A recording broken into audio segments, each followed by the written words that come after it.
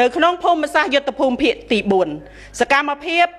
បាញ់ប្រហាររបស់យោធាថៃបានប្រើប្រាស់អាវុធនិងយុទ្ធោបករណ៍បំផ្លិចបំផ្លាញធនធ្ងន់គ្រប់ប្រភេទរួមទាំងកាំភ្លើងដៃកាំភ្លើងយន្តកាំភ្លើងត្បាល់ MT60 រថក្រោះកាំភ្លើងធំ155មីលីម៉ែត្រកាំភ្លើង 12.7 ព្រមទាំងប្រើយន្តហោះចម្បាំងប្រភេទ F16 ទម្លាក់គ្រាប់បែកយន្តហោះ AT6 ប្រភេទទម្លាក់គ្រាប់បែក drone ទម្លាក់គ្រាប់បែកនិងប្រើប្រាស់ការបាញ់ផ្សែងពុលមកលើកងកម្លាំងកម្ពុជាដែលឈរជើងនៅក្នុងភូមិសាស្ត្រនោះបន្តមកនៅវេលាម៉ោង 1:36 នាទីរសៀលយោធាថៃបានបន្តពង្រីកសមរភូមិវាយប្រហារទៅតំបន់ផ្សេងទៀតនៅក្នុងយុទ្ធភូមិភាគទី5ក្នុងភូមិសាស្ត្រខេត្តបន្ទាយមានជ័យនិងខេត្តបាត់ដំបង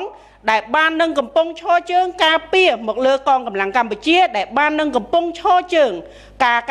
រពារបូរណភាពទឹកដីរបស់ខ្លួនក្នុងភូមិសាស្ត្ររួមមានព្រៃច័ន្ទភូមិជោគជ័យអូ3ជាន់អូជ្រៅភូមិគោករមៀតស្រុកថ្មពួកខេត្តបន្ទាយមានជ័យនិងនៅក្នុងស្រុកសំពៅលូនខេត្តបាត់ដំបង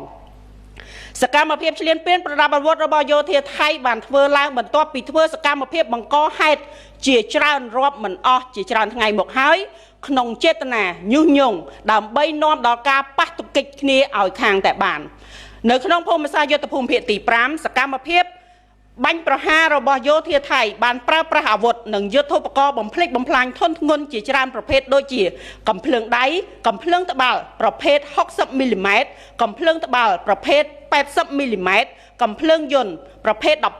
12.7 និងរថក្រោះគិតមកត្រឹមម៉ោងនេះយោធាថៃមិនទាន់ឈប់បាញ់ប្រហារឈ្លានពានមកលើកម្ពុជានៅឡើយទេฝึกเช้าครับ120 บาทสู้ๆนะครับนักเรียน